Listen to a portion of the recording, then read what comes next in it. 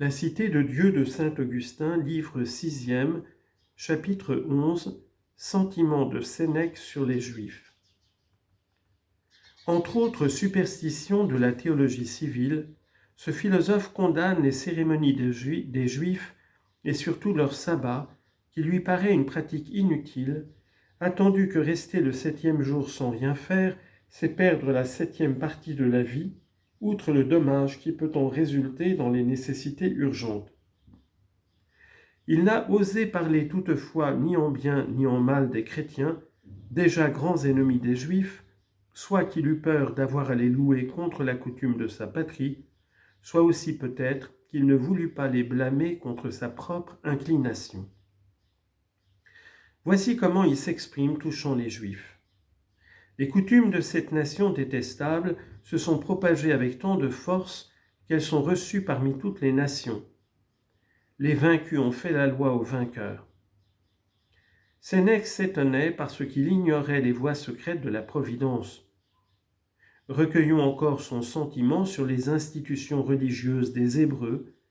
Il en est parmi eux, dit-il, qui connaissent la raison de leur rite sacré, mais la plus grande partie du peuple agit sans savoir ce qu'elle fait. Mais il est inutile que j'insiste davantage sur ce point, ayant déjà expliqué dans mes livres contre les manichéens, et me proposant d'expliquer encore en son lieu dans le présent ouvrage comment ces rites sacrés ont été donnés aux Juifs par l'autorité divine et comment au jour marqué, la même autorité les a retirés à ce peuple de Dieu qui avait reçu en dépôt la révélation du mystère de la vie éternelle. Chapitre 12. Il résulte évidemment de l'impuissance des dieux, des gentils, en ce qui touche la vie temporelle, qu'ils sont incapables de donner la vie éternelle.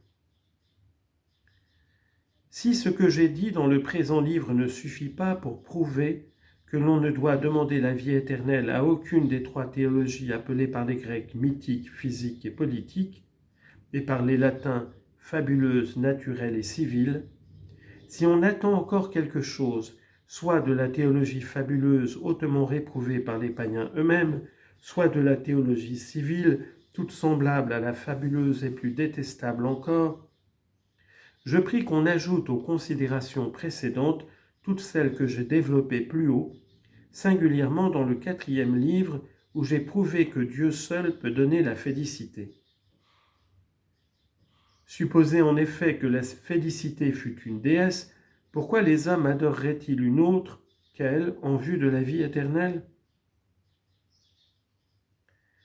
Mais comme elle est un don de Dieu et non pas une déesse, quel autre devons-nous invoquer que le Dieu dispensateur de la félicité, nous qui soupirons après la vie éternelle, en qui réside la félicité véritable et parfaite ? Or il me semble qu'après ce qui a été dit, personne ne peut plus douter de l'impuissance où sont ces dieux honorés par de si grandes infamies, et plus infâme encore que le culte exigé par eux, de donner à personne la félicité que nous cherchons. Or, qui ne peut donner la félicité, comment donnerait-il la vie éternelle, qui n'est qu'une félicité sans fin ?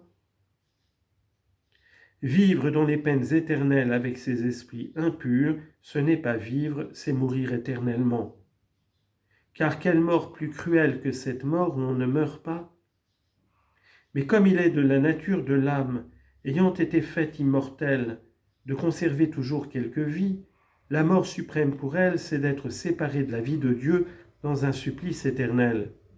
D'où il suit que celui-là seul donne la vie éternelle, c'est-à-dire la vie toujours heureuse qui donne le véritable bonheur.